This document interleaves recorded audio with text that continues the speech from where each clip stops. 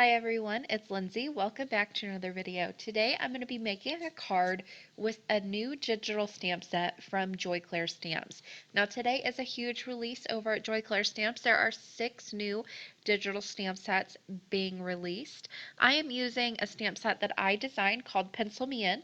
I've went ahead and laid out all of my different images that I will be using, and I did this on my iPad in Procreate. Now, I just did a video on how to use your iPad to use your digital stamps with the Procreate app. I will leave that link down in the description box below. It's super easy to use and it's only a $10 app. But you get it for life. I mean, it's not like a monthly subscription, so you are good to go once you buy it once. So that's what I use when I want to use my iPad. I laid everything out and then I went ahead and cut out an A2 size rectangle around the wishing you sentiment. And on that, I'm going to do a bit of ink blending. I'm going to ink blend a rainbow background, and I'm doing that over my micro brick stencil from the Crafter's Workshop. Now, whenever I ink blend, if I can, I like to work over a stencil or something to break up the color. It gives me a little bit more wiggle room with my ink blending. Especially when I'm using my mini ink blending tools, I don't need to be as careful. Now, I am using one of my old color combinations that I've used very, very often for ink blending a rainbow background, or kind of a rainbow background. I start off with picked raspberries, then I move on to spice marmalade, then mustard seed, twisted citron, peacock feathers, and seedless preserves. When I am ink blending a large panel like this and using several colors at once, I always like to work back and forth between 2 colors. So I started off with the picked raspberries and spice marmalade. Once I had those 2 blended, I went ahead and put my picked raspberry away, and I went ahead and brought out my mustard seed. So then I work between the spice marmalade and the mustard seed, the orange and the yellow.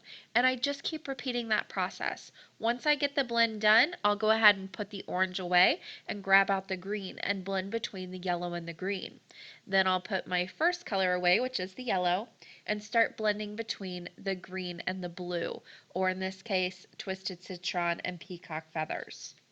Not only does this give me a really good blend between my 2 colors, but this also keeps me from grabbing the wrong ink or dipping the wrong sponge into the wrong ink pad and creating a mess on my background. If I work between more than about 2 colors, it can get a little bit confusing.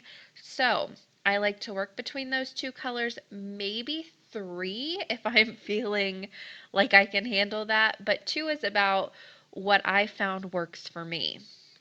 Now with ink blending, I have found, especially with my mini ink blending tools, that the older the sponge is, the better it works. If you are just starting out and you start with a new sponge, you have to. I mean, you can't buy dirty sponges that are ready to go, but just be patient and keep working with the ink, keep practicing, and you will get the hang of it, I promise.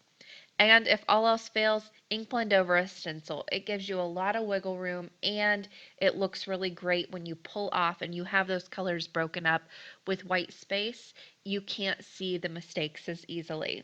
So once that was done, I went ahead and grabbed my little pencils that I had put on my paper and cut out very roughly because I'll be fussy cutting these out later. I am going to color these in completely gray.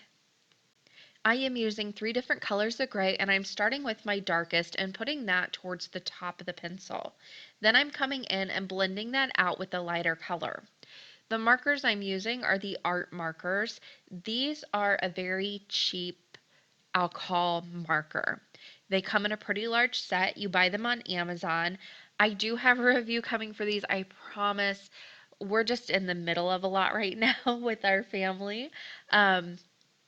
So I have it filmed. I have all the pictures done. I just need to get the video edited and put together. But right now, that is easier said than finding 2 hours to sit down and get it done. So it's coming, I promise, at some point. Now I'm going to just continually color this. I'm only going to show you about half of the first row here that I'm doing, but I did color all these pencils in exactly the same way. Now, once I had the bottom blended, I took a lighter gray and I filled in where the wood would be normally on a pencil. So whenever you're working with grays and you want to do gray tone coloring, just make sure you're using several different colors, some darker, some lighter shades, and you can also use different tones to really help give it that grayscale effect. If you need help figuring out what kind of grays an object would look like, take a picture with your phone of the object you're wanting to color. In this case, I would have grabbed a pencil and taken a picture of it, and then just convert it to gray on your phone.